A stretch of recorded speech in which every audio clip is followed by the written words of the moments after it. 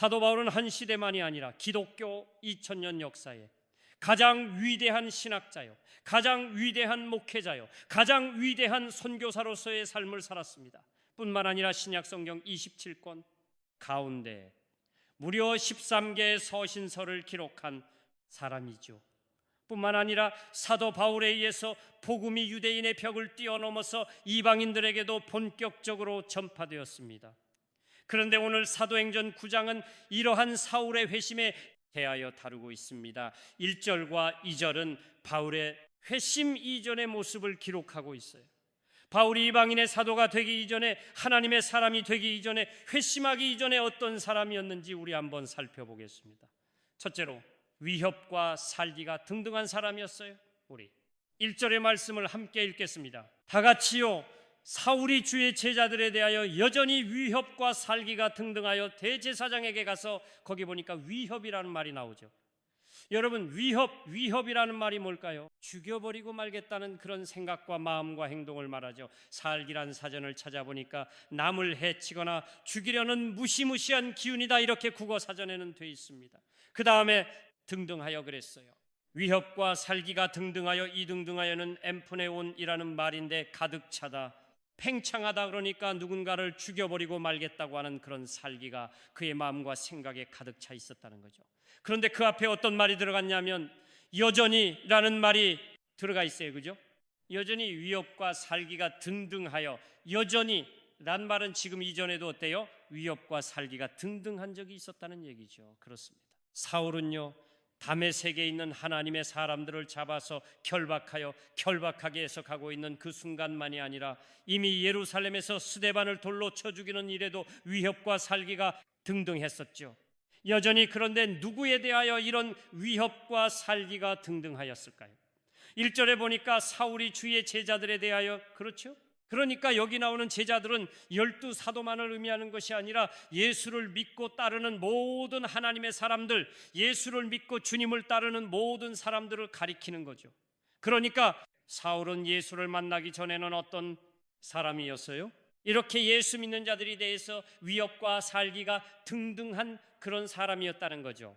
두 번째로 믿는 자들을 결박하여 끌고 오고자 다메섹으로 나갔습니다. 우리 1절 하반절에서 2절 상반절의 말씀을 읽겠습니다.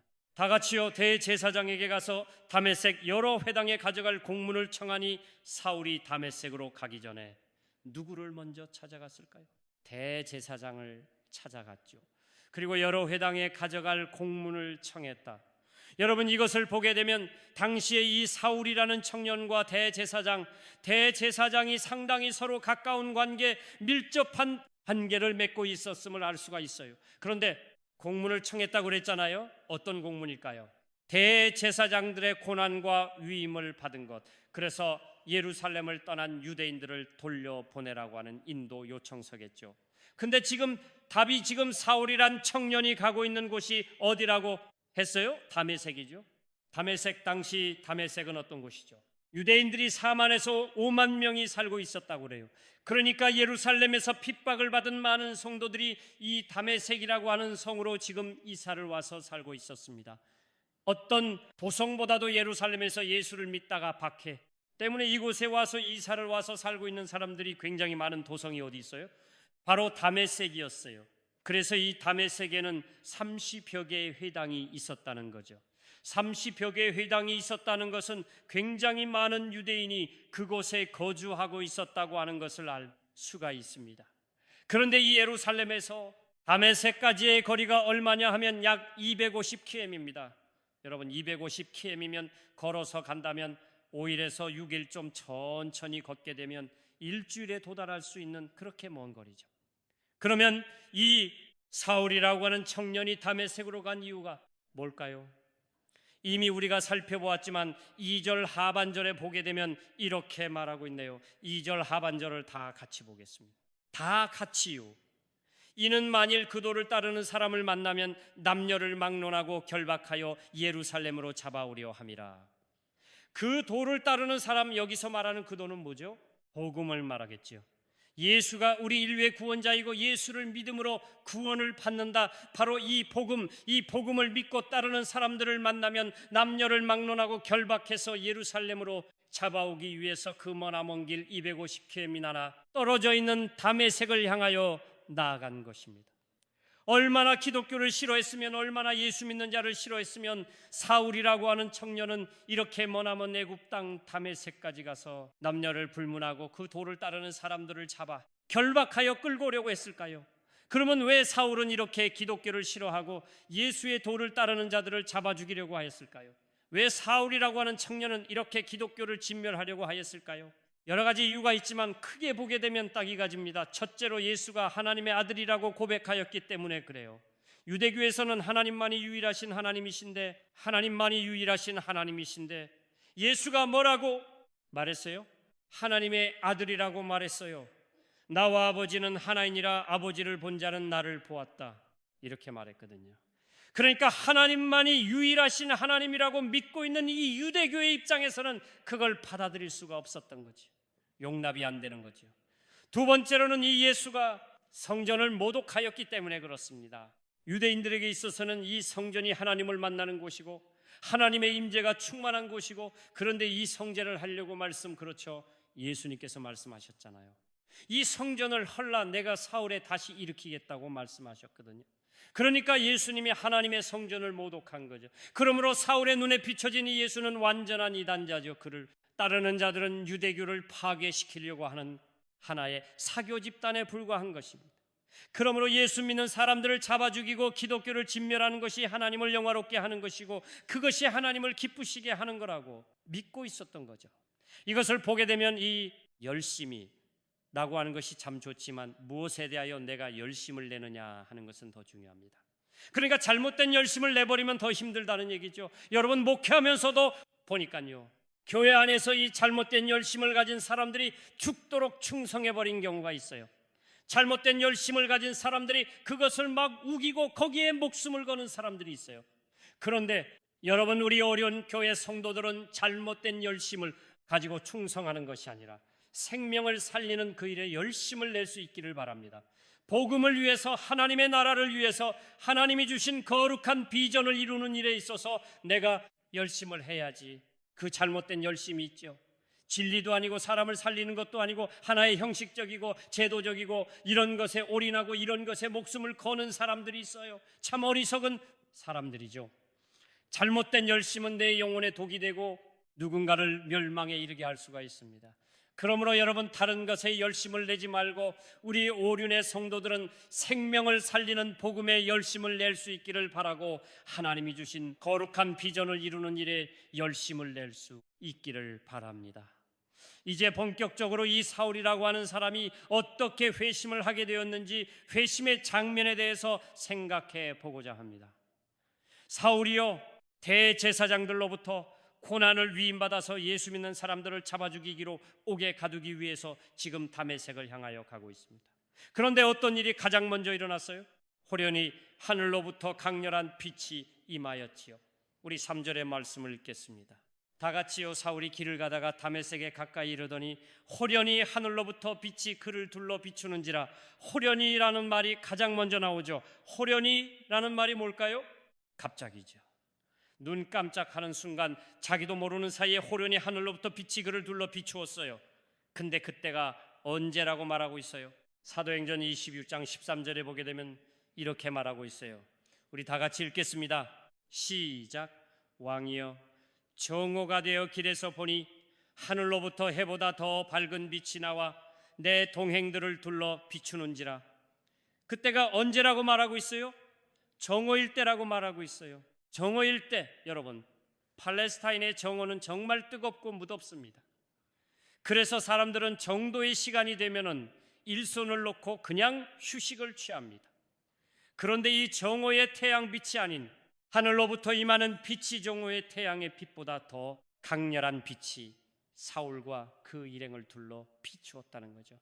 전체를 비춘 것이 아니라 사울이 머물러 있는 그 주변만을 비추었다는 거예요. 여러분, 이것을 통해서 우리가 알 수 있는 게 뭐예요? 이 빛은 초자연적인 빛이었다는 거예요. 여러분, 자연적인 빛이었다고 한다면 같이 동행했던 사람들도 그 빛을 보아야만 하죠. 그리고 그들 역시 사울처럼 그 강렬한 빛에 의해서 눈이 상해서 그들도 그 자리에서 엎드러져야 되는 거죠. 그런데 그들은 그 빛을 보지 못하였고 소리만 들었다고 돼 있어요. 우리 7절의 말씀을 읽겠습니다. 다 같이 가던 사람들은 소리만 듣고 아무도 보지 못하여 말을 못하고 서 있더라. 여러분, 자연적인 빛이었다고 한다면 그들도 보았을 거예요. 근데 이것을 보게 되면 그날 하늘로부터 사울에게 임한 빛은 결코 자연의 빛이 아니라 초자연적인 빛, 생명의 빛이었어요. 이 생명의 빛은 바로 예수 그리스도이십니다. 예수님은 자신을 가리켜서 뭐라고 말씀하시냐면 생명의 빛이라고 말씀을 하셨어요. 여러분, 요한복음 8장 12절에 말씀을 읽겠습니다. 다 같이요. 나는 세상의 빛이니 나를 따르는 자는 어둠에 다니지 아니하고 생명의 빛을 얻으리라. 그러니까 하늘로부터 임한 그 빛은요, 생명의 빛이신 주님께서 바로 그곳에 임재하셨다는 것을 말하는 거죠. 자연적인 빛이 아니라 초자연적인 빛이 하늘로부터 임해서 사울과 그 일행의 주변을 둘러 비쳤어요. 이것은 빛 되신 주님께서, 부활하신 주님께서 지금 그 현장에 임재하셨음을 말하는 거죠. 분명히 십자가에 달려 죽으신 줄로만 알았던 예수님이 지금 생명의 빛으로 그 현장 가운데 임재하신 것입니다. 여러분, 많은 경우에 주님이 임재하시는 곳에는 언제나 빛이 있습니다. 반면에 어둠의 영이 임재하는 곳은 어떻습니까? 말 그대로 굉장히 어둡습니다. 그런데 그 빛이 얼마나 강렬하였던지 4절을 보게 되면 사울은 그 자리에서 엎드려지고 말았어요. 땅에 엎드러져 들음에 그랬잖아요. 위협과 살기가 등등한 사울도 그 빛 앞에서 엎드러지고 말았어요. 여러분, 이거 당연한 반응 아닐까요? 피조물인 우리 인간이 거룩하신 하나님의 위엄과 영광을 보게 되면 여러분, 이렇게 반응할 수밖에 없어요. 두 번째로는 예수님의 음성을 들었습니다. 사울이 정오의 햇빛보다 더 밝은 강렬한 빛을 보고 땅에 엎드러져 있을 때 이번에는 하늘로부터 소리가 들렸어요. 그 첫 번째 음성이 뭐예요? 우리 다 같이 읽어볼까요? 시작. 사울아, 사울아, 네가 어찌하여 나를 박해하느냐. 여러분, 주님은 사울이라는 사람의 이름을 알고 있었어요. 그리고 그 이름을 반복하여 2번 부르시죠. 사울아, 사울아. 여러분, 2번 반복하여 불렀다고 하는 것은 긴박한 애정을 가지고 부르셨다는 걸 말해요. 사울은 땅에 엎드러진 채로 굉장히 떨리는 목소리로 이렇게 말했어요. 주여, 누구시니까? 여러분, 얼마나 두렵고 떨리는 목소리로 물었겠어요? 주여, 누구시니까? 그때 두 번째 음성이 들려왔어요. 그 두 번째 음성이 뭡니까? 나는 내가 박해하는 예수라. 주여, 누구십니까? 라고 하는 물음에 부활하신 예수님은 분명하게 나는 내가 박해하는 예수라 라고 말씀하셨어요. 여러분, 그 말을 들었을 때 이 사울이라고 하는 청년이 얼마나 두려웠겠어요? 얼마나 놀랐을까요? 그런데 여러분, 사실 사울은 이 다메섹에 이 사건이 있기 전까지 직접 예수님을 뵌 적이 없어요. 직접 예수님을 뵌 적이 없으니까 당연히 예수님을 핍박한 적도 없겠죠. 맞아요? 안 맞아요? 성경 어느 곳에 사울이라는 청년이 예수님을 박해했다는 말이 있어요? 없어요. 그런데 예수님은 지금 네가 어찌하여 나를 박해하느냐라고 물으셔요. 그리고 나는 네가 박해하는 예수다라고 말씀했어요.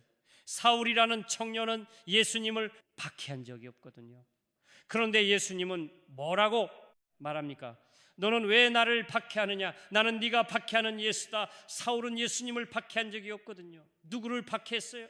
예수 믿는 예수를 따르는 그 신자들을 박해한 거예요. 그런데 예수님은 나를 박해했다고 지금 말씀하고 계세요.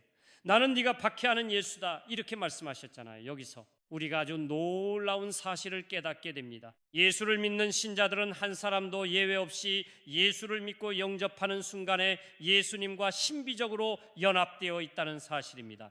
여러분, 오늘 이 밤에 우리가 가장 중요하게 다룰 부분이 이 부분입니다. 예수를 믿고 영접한 사람은 한 사람도 예외 없이 어제 예수를 믿은 사람이나 30년 예수를 믿은 사람이나 한 사람도 예외 없이 신비하게도 예수님과 연합이 되어 있다는 거예요. 그래서 바울은 교회를 설명할 때 교회를 어떻게 설명했냐? 그러면 예수 그리스도는 교회의 머리라고 말하고 예수를 믿는 우리 신자 한 사람 한 사람은 예수 그리스도의 몸을 이루고 있는 지체라고 말해요.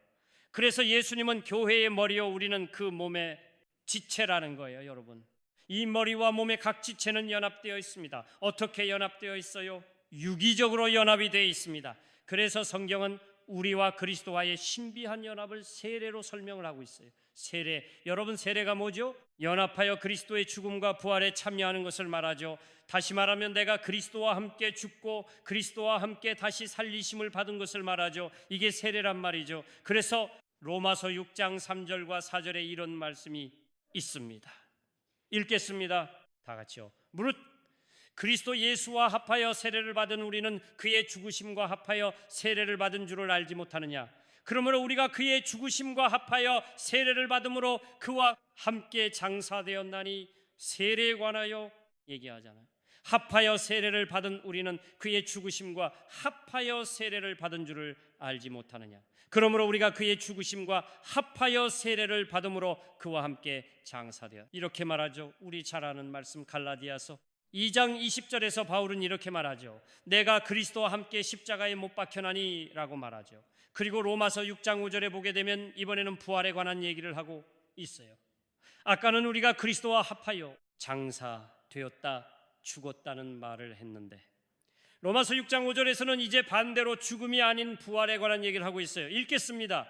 시작. 만일 우리가 그의 죽으심과 같은 모양으로 연합한 자가 되었으면 또한 그의 부활과 같은 모양으로 연합한 자도 되리라. 무슨 얘기를 하는 겁니까? 우리가 그리스도와 합하여 함께 죽었고 함께 부활에 참여했다. 이것이 바로 세례라고 하는 거예요.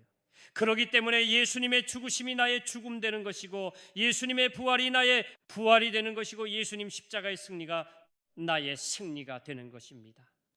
자, 성경을 보게 되면 곳곳에 그리스도와 내가 연합이 되어 있다, 신비적으로 연합되어 있다는 것을 굉장히 많이 강조하고 있어요. 예배소서 2장 4절과 6절에 있는 말씀도 읽겠습니다. 다 같이요. 긍휼이 풍성하신 하나님이 우리를 사랑하신 그 큰 사랑을 인하여 허물로 죽은 우리를 그리스도와 함께 살리셨고 너희는 은혜로 구원을 받은 것이라.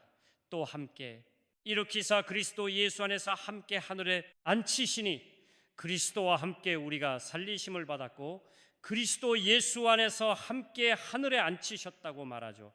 여러분, 이게 얼마나 신비한 얘기입니까? 예수를 믿는 우리는 예수님과 신비하게 신비한 연합을 이루고 있다는 거죠. 그래서 왜 연합을 머리와 몸의 관계로 설명하느냐? 아까 잠깐 언급을 했어요. 왜 바울이 교회를 설명하면서 머리와 몸의 관계로 설명을 합니까? 그것은 이 머리와 몸의 관계는 유기적으로 연합이 돼 있어요. 기계적으로 볼트로 조여 있는 게 아니잖아요. 유기적으로 연합된 생명의 관계란 말이죠. 여러분, 우리가 내가 낳은 자식과 부모의 관계가 어떻습니까? 유기적으로 연합되어 있잖아요. 내 아들이 군대가 있지만 출가해 있지만 아들이 아프다는 소식을 들으면 부모의 마음은 어떻지요? 아프죠. 여러분, 왜 아프죠? 그렇게 멀리 떨어져 있는데 여러분, 유기적으로 연합되어 있으니까 그래요. 여러분, 내 아버지가 누군가에게 인격적인 모독을 당하는 것을 보면 그 자식은 어떻죠? 기분이 얼마나 상합니까? 내 아버지가 누군가에게 인격적으로 모독을 당하면 그것을 바라보는 자식의 마음은 너무 아픈 거예요. 여러분, 왜 그럴까요? 유기적으로 연합되어 있어서 그래요. 여러분, 우리는 예수님을 믿고 영접하는 순간에 주님과 내가 어떻게 됐어요? 연합이 됐어요. 그래서 예수 믿는 사람을 멸시하는 것은 곧 그의 머리가 되신 예수님을 멸시하는 것이 되는 거예요.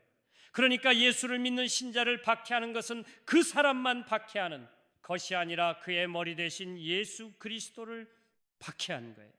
정말 여러분들이 예수를 구주로 믿고 영접했다면 여러분 이제 결코 혼자가 아닙니다. 예수님과 내가 신비적으로 연합되어 있는 사람이죠. 그러니까 여러분, 누군가가 여러분들을 미워하고 모욕한다면 그것은 나만을 향한 미움과 모독이 아니에요. 내가 그리스도와 연합되어 있기 때문에 누군가가 나를 무시하고 누군가가 나를 멸시하고 나를 조롱한다면 나의 머리가 되신 그 예수님을 그가 조롱하고 멸시하는 것이 된다는 것. 그렇기 때문에 기독교 역사를 보게 되면 주님은, 교회의 머리가 되신 주님은 주님의 몸된 교회를 허무는 자를 그냥 두지 않았어요.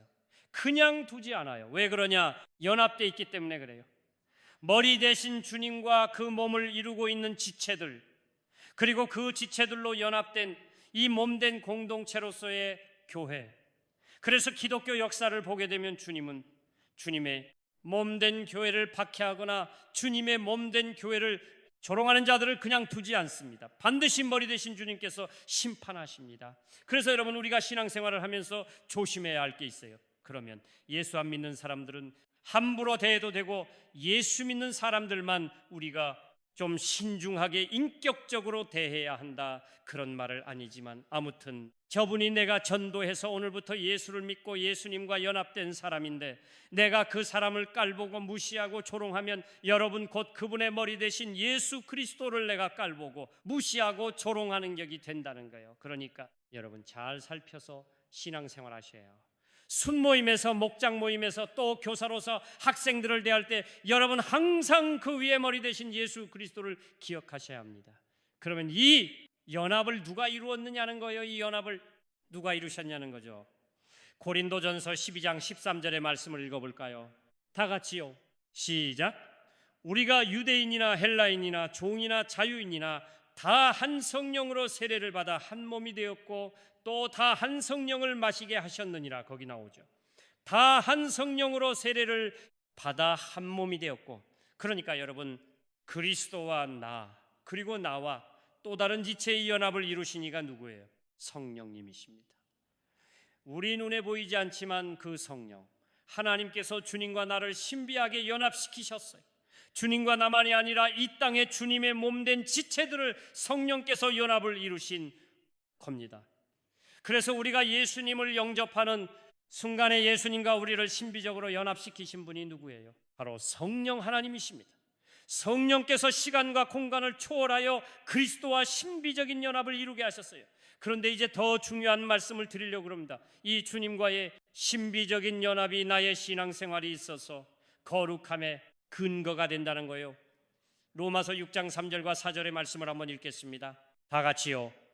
무릇 그리스도 예수와 합하여 세례를 받은 우리는 이는 아버지의 영광으로 말미암아 그리스도를 죽은 자 가운데서 살리심과 같이 우리로 또한 새 생명 가운데서 행하게 하려 함이라. 정리하자면 이런 얘기죠. 왜 성령께서 우리를 그리스도와 연합을 시키셨느냐? 왜 성령께서 우리로 하여금 그와 연합하여 세례를 받게 했느냐? 그 이유를 말합니다. 우리로 또한 새 생명 가운데서 행하게 하려 함이라. 예수님이 우리에게 주신 그 새 생명, 그렇죠? 부모님이 나에게 물려주신 새 생명이 아니라 예수님께서 내게 주신 생명, 그렇죠? 죽음을 이긴 생명, 죄와 무관한 그 생명으로 나를 거듭나게 하셨는데 그 예수의 생명으로 살아가도록 하기 위해서 우리를 연합시켰다는 거예요. 로마서 6장 6절에서는 또 이렇게 말하고 있어요. 우리 한번 읽어볼까요? 다 같이요. 우리가 알거니와 우리의 옛사람이 예수와 함께 십자가에 못 박힌 것은 죄의 몸이 죽어 다시는 우리가 죄에게 종노릇 하지 아니하려 함이니. 여기도 똑같은 말하죠. 우리가 알거니와 우리의 옛사람이 예수와 함께 십자가에 못 박힌 것은 죄의 몸이 죽어 다시는 우리가 죄에게 종노릇 하지 아니하려 함이니. 여러분, 죄에게 종노릇 하지 않는다는 말이 무슨 말입니까?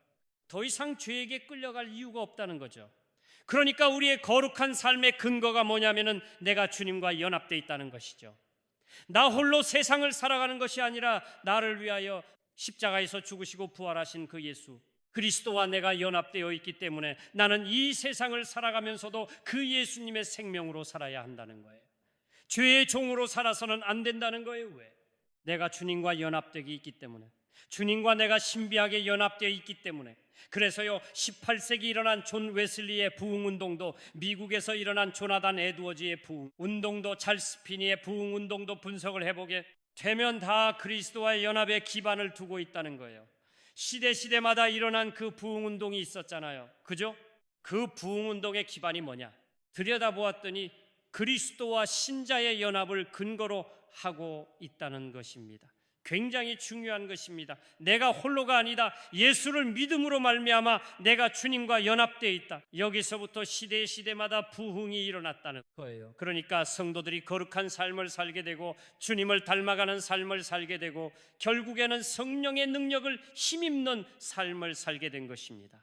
그리스도와의 연합을 근거로, 그러니까 우리 그리스도인의 삶에 있어서 내가 주님과 연합되어 있다고 하는 이 사실은 마지막이 아니라 우리의 모든 삶의 시작이 되어야 한다는 거예요. 이거 굉장히 중요한 말이거든요. 우리는 이 세상을 살아갈 땐 나 홀로 살고, 그리고 이 땅을 떠나는 날에만 내가 하나님 나라에 가서 주님과 연합이 된다, 주님이 있는 곳에 내가 있게 된다, 그게 아니고요.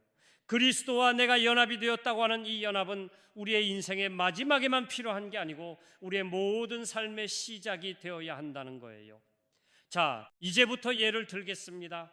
우리가 지금 오늘 예배하러 왔잖아요. 이 자리에, 그런데 하나님의 보좌 앞에 나와서 예배를 드릴 때도 지금 나 홀로 나온 게 아니고 내가 그리스도와 연합된 자로서 그 예수 그리스도의 이름으로 나아가 예배를 드려야 한다는 거죠. 그러니까 예배를 드릴 때도 나 홀로가 아니라 주님과 내가 연합된 그 주님의 몸의 지체로서 예배를 드려야 된다는 거죠. 기도를 드릴 때도 마찬가지예요. 여러분, 기도를 드릴 때도, 이따 기도할 때도 여러분이 꼭 그 생각을 하고 해야 해요. 지금까지는 나 홀로 기도한다고 생각했어요. 그래서 나 홀로 외롭고 쓸쓸하고 광야의 한복판에서 그냥 내가 외롭게 기도한다고 생각했는데, 여러분 그렇지 않아요. 이제 여러분이 기도를 딱 시작할 때 주님이 내 안에, 내가 주님 안에 있다, 그리스도와 연합된 그 몸의 지체로서 내가 기도를 드리는 거예요.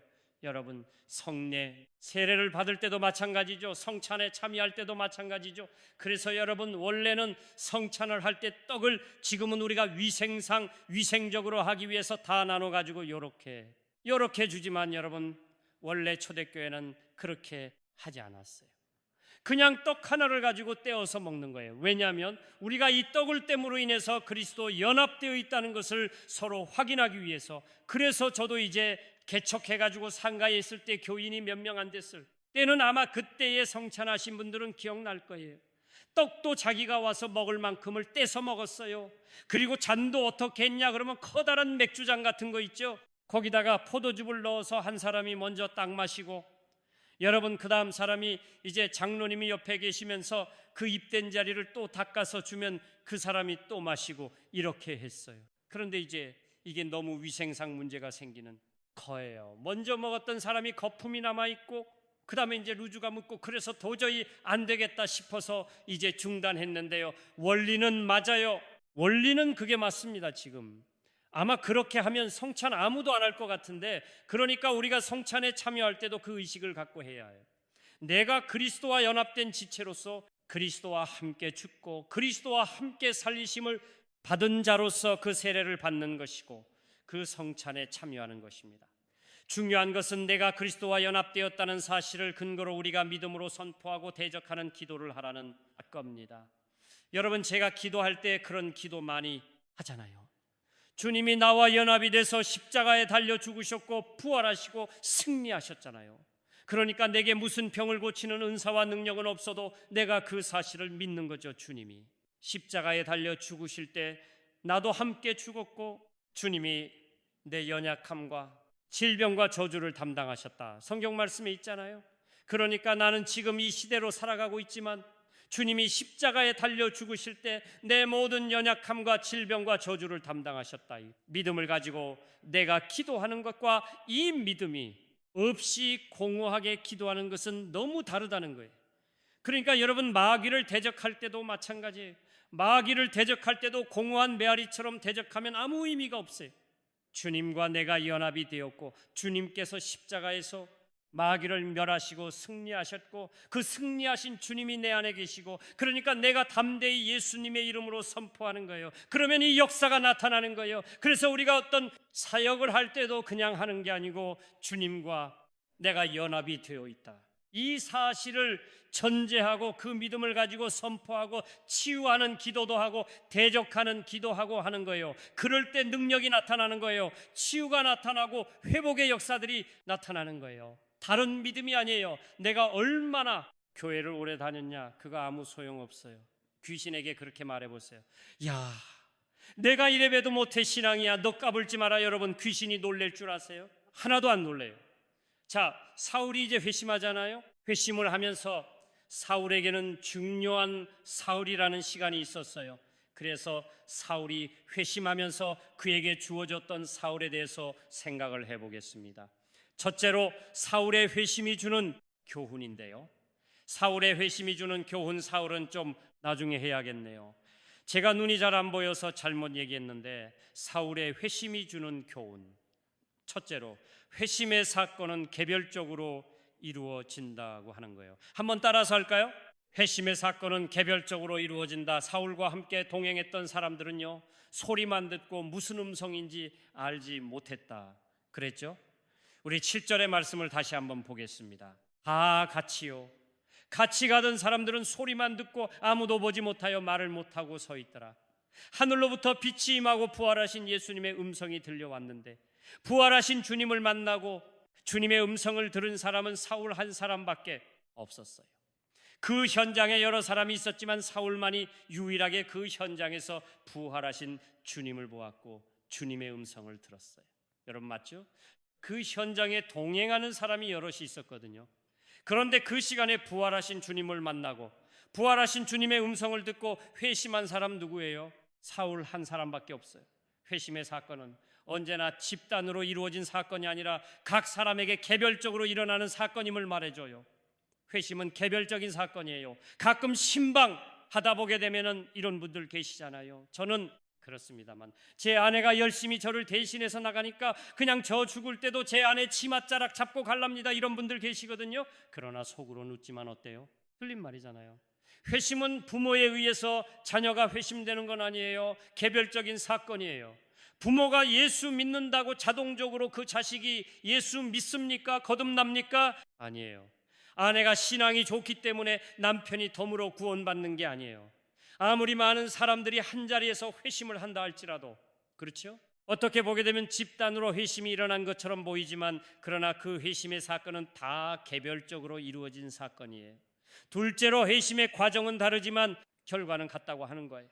자, 많은 사람들이 말하죠. 목사님, 왜 내게는 사울과 같은 그런 영적인 체험이 없는 거예요? 왜 내게는 예전에 우리 교회 와서 간증했잖아요. 그 소록도 법당에서 연불하다가 갑자기 방언이 터지면서 성령의 불이 임해가지고 예수 믿고 우즈베키스탄 선교사로 갔다가 지금 북한에 가 있는 친구 있죠. 이민교 선교사님, 그분은 소록도에 가서 스님으로서 원불교 스님으로서 포교를 하려고 갔다가 새벽에 법당에서 부활하신 주님께서 역사하신 거 아니겠어요? 그래서 복음의 빚진 자의 심정을 가지고 이제 선교사가 된 거잖아요. 그러면 목사님, 저에게도 그런 뜨거운 영적인 체험 그 정도는 아니지만 불이 확 임했다든지 그런 체험이 있어야 하는 거 아닙니까? 그런 체험이 있으면 나도 열정적으로 신앙생활을 할 수 있고 구원의 확신도 가질 수 있고, 그런데 모태신앙으로 태어나서 이게 믿는 건지 안 믿는 건지, 그러니까 구원의 확신도 없고 흔들리고 그렇게 주장하는 분들이 참 많이 계십니다. 저는 사울의 체험, 이민교 선교사님과 같은 그런 체험을 부정하는 사람은 아닙니다. 부정하지 않아요. 그러나 성경을 보게 되면은 모든 사람의 회심이 다 사울과 같고 이민교 선교사님과 같은 분이 아니라는 거죠. 디모데와 같은 사람도 있어요. 디모데는 모태신앙이에요. 디모데 인생에는 드라마틱한 체험이 없어요. 그렇다고 해서 우리가 디모데는 회심하지 못했다, 거듭나지 못했다, 그렇게 말할 수 있나요? 그렇게 말할 수가 없어요. 그러니까 사울과 같은 그런 어떤 드라마틱한 체험을 통해서 회심한 사람도 있고, 디모데와 같이 그런 드라마틱한 체험도 없이 그냥 믿음의 가정에 태어나서 그냥 말씀을 듣고 신앙생활하면서 그렇게 회심한 사람도 있어요. 회심의 과정은 사람마다 다르다는 거예요. 그러나 여러분, 회심의 과정은 다를지라도 회심의 결과는 동일합니다. 사도 바울이 그러한 다메섹 도상의 체험을 통해서 회심한 거나, 여러분 디모데와 같이 믿음의 가정에서 모태신앙으로 태어나서 어느 날 회심한 거나 결과는 같은 거 아니에요? 여러분, 결과가 틀리면 안 되죠. 회심의 결과는 언제나 같아요. 똑같이 예수를 주로 고백하고 똑같이 예수의 생명에 연합되고 똑같은 거예요. 똑같이 하나님의 자녀라 일컬음을 받는 거예요. 그런 체험을 했다, 그래서 그 사람은 더 큰 하나님의 자녀가 되고, 아니면 모태신앙으로 있다가 회심한 사람은 작은 동생으로 태어나고 그런 거 아니에요. 결과는 같습니다. 물론 회심 이후에 부르심의 소명과 사명은 다를 수가 있어요. 그렇죠? 내가 회심하고 난 이후에 하나님은 어떤 사람을 목사로 부르시고, 어떤 사람은 선교사로 부르시고, 어떤 사람은 또 비즈니스 하는 사람으로 부르시고 어떤 사람은 음악하는 사람으로 부르시고 이렇게 회심 이후에 부르심의 소명과 사명은 각기 달라요. 회심의 과정은 다르지만 회심의 결과는 동일하고 회심 이후에 우리의 부르심의 소명과 사명은 사람마다 각기 다르다는 거예요. 그러면 이제 왜 그러느냐 그 말이죠. 왜 체험적인 드라마틱한 체험을 통해서 회심한 사람이나 디모데와 같이 드라마틱한 체험도 없이 그냥 회심한 사람이나 왜 결과가 똑같을까요? 그 이유는 회심은 나의 열심과 노력으로 이루어진 사건이 아니라 오직 하나님에 의해서 오직 하나님께로 말미암아 이루어지기 때문에 그렇습니다. 그렇죠? 여러분, 디모데를 회심케 하신 분도 누구죠? 하나님이세요. 사울이라는 청년을 다메섹 도상에서 회심케 하신 분이 누구죠? 하나님이세요. 회심의 과정이 다 다르지만 결과가 동일한 것은 오직 하나님의 은혜로 우리가 회심을 하기 때문입니다. 여러분의 열심과 여러분의 선행과 여러분의 공로와 여러분의 업적을 통해서 만일 여러분이 회심했다고 한다면 회심의 결과도 다 달라야죠. 안 그래요? 그런데 회심의 결과가 동일해요. 동일하게 그리스도 안에서 새로운 피조물이 되는 거예요.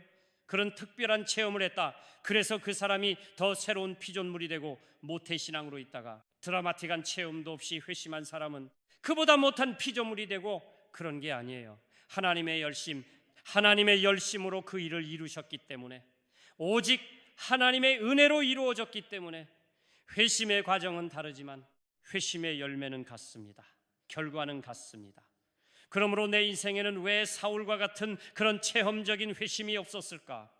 그것 때문에 불평하고 하나님 나를 생각하지 않는가라고 생각하는 분이 있다면 이제 생각을 좀 바꾸셔야 돼요. 내 인생 가운데 그런 바울과 같은 드라마틱한 그런 체험을 통한 회심은 없을지라도 내가 오늘 죄인됨을 인정하고 예수를 나의 구주로 믿고 영접해서 하나님의 자녀가 되었다면 나도 역시 뭐예요? 회심한 사람이에요. 그러니까 다른 사람의 체험적인 회심을 부러워하지 말고 나도 동일하게 회심한 사람이고 나도 동일한 피조물이고 나도 동일한 하나님의 자녀고 여러분 이렇게 신앙생활을 하시기를 바랍니다.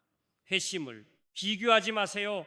여러분도 동일한 그리스도 안에서 새로운 피조물이고 하나님의 자녀입니다. 자, 이제 마지막으로 시간이 많이 갔는데 아까 눈이 잘 안 보여서 이 얘기를 할 뻔했는데요. 사울의 회심을 통하여 경험한 사울에 대해서 생각해 보겠습니다.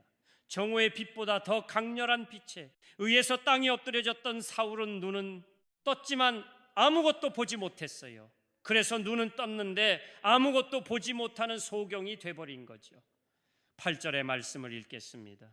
다 같이요. 사울이 땅에서 일어나 눈은 떴으나 아무것도 보지 못하고 사람의 손에 끌려 다메섹으로 들어가서 사람의 손에 이끌려서 안 보이니까 눈은 떴지만 다메섹으로 들어갔습니다. 그리고 다메섹에서 사흘 동안 보지도 못하고 먹지도 못하고 마시지도 못한 채로 지냈다고 하는 거죠. 9절의 말씀을 읽겠습니다. 다 같이요 사흘 동안 보지 못하고 먹지도 마시지도 아니하리라. 여러분, 사흘 동안 앞이 보이지 않는 캄캄한 가운데 사흘 동안 먹지도 마시지도 아니했어요. 그러면서 사흘을 보냈어요. 너무 큰 충격을 받아서인지 먹을 수도 없었어요. 마시지도 못했어요. 캄캄한 가운데 사흘을 보냈어요. 그러면 이제 여러분, 내가 만일 그때 사울이었다면 그 사흘 동안 무슨 생각을 했을까요? 잠을 잤을까요? 사흘 동안 내가 여기까지 걸어오느라 고생했으니까 실컷 잠이나 자보자 그러지 않았겠죠. 여러분 생각해 보세요. 성경에는 없지만 충분히 그랬을 거예요. 그는 그 사흘 동안 먹지도 않고 마시지도 않고 캄캄한 가운데 가장 먼저 뭘 했을까요? 하나님 앞에 회개의 기도를 드렸겠죠. 주님, 나는 당신을 미워했습니다. 당신을 믿는 사람들을 내가 박해했어요. 당신의 종인 스데반을 내가 돌로 쳐 죽이는 일에 앞장섰어요. 나는 그렇게 하는 것이 하나님을 기쁘게 하는 일이라고 생각했어요. 나는 십자가에 달려 죽은 예수가 다시 부활했다는 소식을 들은 순간 내 피가 역류하는 것 같았어요. 그래서 내 사명은 그들을 잡아 죽이는 것이라고 생각했어요. 그런데 예수님 살아계셨군요. 부활하셨군요. 정말 구약의 선지자들이 예언했던 메시아이시군요. 이 사흘 동안 하염없는 눈물을 흘리면서 자신이 십자가의 원수에 행한 것에 대해서 주님 저를 용서해 주십시오. 회개의 기도를 드렸겠죠. 다음으로는 자기 자신의 힘으로는 이제 아무것도 할 수 없다는 것을 깨닫게 된 거죠. 여러분, 위협과 살기가 등등했던 사울이라는 그 청년, 이제는 앞을 보지 못하는 소경이 됐어요. 그래서 누군가 사람의 손에 이끌려서 다메섹에 들어왔다고요? 이제는 사람의 인도를 받으면서 살아야 하는 그런 사람이 되어버렸어요. 이때 사울이 무슨 고백을 했을까요? 예수님, 나는 이제 나 스스로는 아무것도 할 수가 없어요. 내 인생의 주인은 이제 내가 아니고 바로 주님이십니다. 이제는 예수님이 하라는 대로 할게요. 이제 내 인생의 모든 것을 내가 내려놓겠습니다. 내 인생의 미래도 나의 젊음도 내려놓겠습니다. 내가 그동안 배웠던 가말리엘의 모든 학문도 다 내려놓겠습니다. 여러분, 사울의 인생에 있어서 이 사울이라고 하는 시간은 회개의 시간이었고 죽어짐의 시간이었고 움켜쥐고 있던 것들을 내려놓는 시간이었습니다. 그런데 여러분, 사울에게만이 아니라 우리가 잘 아는 것처럼 우리 예수님에게도 사울이라고 하는 죽음의 시간이 있었습니다. 사울이라고 하는 죽음의 시간이 있었기 때문에 우리 예수님에게도 영광스러운 부활의 아침이 있었다는 거죠. 뿐만 아니라 성경을 보거나 기독교 역사를 보게 되면 한 시대에 하나님의 손에 붙들림 받아서 특별하게 쓰임을 받았던 하나님의 사람들에게도 이 사흘이라고 하는 죽어짐의 시간, 회개의 시간, 내려놓음의 시간이 있었다는 거예요. 믿음의 조상 아브라함에게도 이 인생의 사흘이 있었습니다. 하나님께서 100세에 낳은 아들 독자 이삭을 모리아 산으로 데리고 가서 번제를 드리라고 했어요. 아브라함은 이른 아침 안에 와도 상의하지 않은 채 아들을 데리고 모리아 산을 향하여 나아갔습니다. 그런데 아들을 데리고 번제에 쓸 나무를 가지고 모리아 산을 향하여 나아가는 길이 성경의 사흘 길이었다라고 되어 있어요. 사흘 동안 걸어서 모리아 산에 도착한 것입니다. 아들을 잡아 번제로 드리기 위해서 모리아 산을 향하여 걸어갔던 그 인생의 사흘길을 한번 생각해 보세요. 여러분이 그때 아브라함이었다면 그 사흘 동안 걸어가면서 무슨 생각을 했겠어요? 하나님 앞에 무슨 얘기를 했겠냐고요? 하나님 너무 하십니다. 뭐 이래야 하겠습니까? 100세의 아들을 주시지 말든지 100세의 아들을 주시고 이제 그 아들을 바치라고요?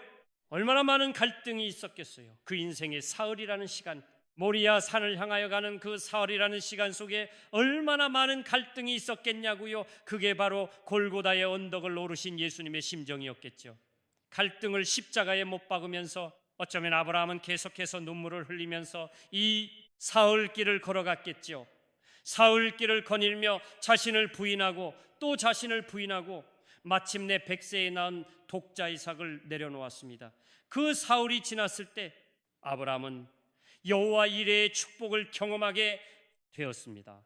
하나님의 사람 요나에게도 사흘이 있었습니다. 요나가 니느웨로 가라는 하나님의 명령을 거역하고 다시스로 가는 배를 탔습니다. 그런데 그 배가 풍랑을 만나 죽게 되었어요. 제비를 뽑았는데 요나가 뽑혔어요. 물속에 던짐을 당했어요. 그런데 하나님께서 큰 물고기를 예비하셔서 요나를 삼키게 하셨어요. 그런데 요나가 큰 물고기 뱃속에 들어가서 며칠 있었다고 새겨 있어요. 성경에 보면 3일을 보냈어요. 요나서 1장 17절의 말씀을 읽겠습니다. 여호와께서 이미 큰 물고기를 예배하사 요나를 삼키게 하셨으므로 요나가 밤낮 3일을 물고기 뱃속에 있으니라. 그러면 여러분 한번 생각해 보세요. 요나가 물고기 뱃속에서 3일 동안 있으면서 무슨 생각을 했겠어요? 성경에는 요나가 기도했다고 되어 있어요. 물고기 뱃속은 어떤 곳입니까? 빛이 없는 어두운 곳이에요. 바다의 풀이 머리와 온몸을 감싸고 위에 깊은 비댐으로 해서 악취가 나는 곳이죠. 오죽했으면 요나가 물고기 뱃속을 뭐라고 말했어요? 스올이라고 그랬어요. 스올이 뭐예요? 음부 지옥과 같은 곳이라는 거예요. 그러니까 요나는 지옥과 같은 곳에서 사흘을 보내면서 하나님 앞에 막 소원하면서 기도를 했어요. 사흘이 지난 후에 토함을 받고 세상에 나와서 다시 사명자로서 니느웨를 향하여 나아갔습니다. 여러분, 저와 여러분의 인생에도 사흘이 있다는 거예요. 제가 말하는 사흘은 문자적으로 날짜를 말하지 않습니다. 하루 이틀 사흘 시간의 개념으로서의 사흘을 말하는 차게 아닙니다. 어쩌면 우리의 인생의 사흘은 정말 고통스럽고 괴롭고 힘든 시간입니다. 어쩌면 이 인생의 사흘을 경험하는 동안 우리는 내 인생이 실패한 존재로 여겨질 수도 있습니다. 아니, 이 인생의 사흘이라고 하는 시간을 보내는 동안에 내 인생은 이제 모든 것이 끝이 났다, 내 인생의 미래의 꿈은 산산조각이 났다라고 생각할 수도 있습니다. 그러나 여러분 기억하십시오. 내가 하나님께서 내 인생 가운데 허락하신 그 인생의 사흘, 하나님이 내 인생 가운데 허락하신 그 인생의 사흘을 통해서 내가 죽어지고 내가 깨어지고 내가 움켜쥐고 있던 것들을 내려놓을 수만 있다면 하나님께서 다시 일으키십니다. 인생의 사흘을 지나면 하나님께서 다시 일으키신다고 약속하셨어요. 죽은 지 사흘 만에 예수님께서 사망 권세를 이기시고 부활하신 것처럼 우리의 인생의 사흘이 지나면 하나님께서 반드시 다시 일으키십니다. 제 말이 아니에요. 호세아 6장 2절의 말씀을 보겠습니다. 다 같이여 여호와께서 이틀 후에 우리를 살리시며 셋째 날에 우리를 일으키시리니 우리가 그 앞에 살리라 그렇습니다. 여러분, 우리의 인생의 사흘 후에는 반드시 하나님이 살리시고 반드시 하나님이 우리를 일으켜 주십니다. 예수님의 제자들도 예수님으로부터 사흘 후에 내가 다시 살아나리라고 말씀하신 것을 들었어요. 그러나 그들은 사흘을 기다리지 못했어요. 그래서 갈릴리 바닷가로 가서 고기를 잡고 말았잖아요. 오늘 우리 주님께서도 저와 여러분에게 분명하게 말씀하십니다. 내가 너의 인생 가운데 사흘 후에 너희를 일으키리라. 사흘 후에 내가 다시 너를 일으키리라. 그 대신 조건이 있습니다. 우리의 인생에 주어진 그 사흘이라는 시간이 내 인생 가운데 죽어짐의 시간이 되고 깨어짐의 시간이 되고 내려놓음의 시간이 된다면, 아니 어쩌면 그 시간이 내 인생 가운데 천년처럼 길게 느껴질 수도 있겠지만 그 사흘이라는 시간을 통과하면서 내 인생의 모난 부분들이 깨어질 수만 있다면 하나님은 반드시 사흘이 지난 후면 우리를 다시 일으키실 것입니다. 사울의 눈에서 비늘이 벗겨지며 그가 보게 되었던 것처럼 우리도 우리의 인생의 사흘이 지나면 보지 못했던 것들을 보게 되는 놀라운 역사가 시작될 것입니다. 사흘이 지난 후에 사울이 자신이 해야 할 사명을 깨달았던 것처럼 우리도 하나님이 내 인생 가운데 허락하신 사흘을 통과하고 나면 내가 무엇을 해야 하는지, 하나님이 내게 주신 인생의 사명을 새롭게 발견할 수 있게 될 것입니다. 지금 우리 중에 사울과 같은 인생의 사흘을 보내고 계신 분이 계십니까?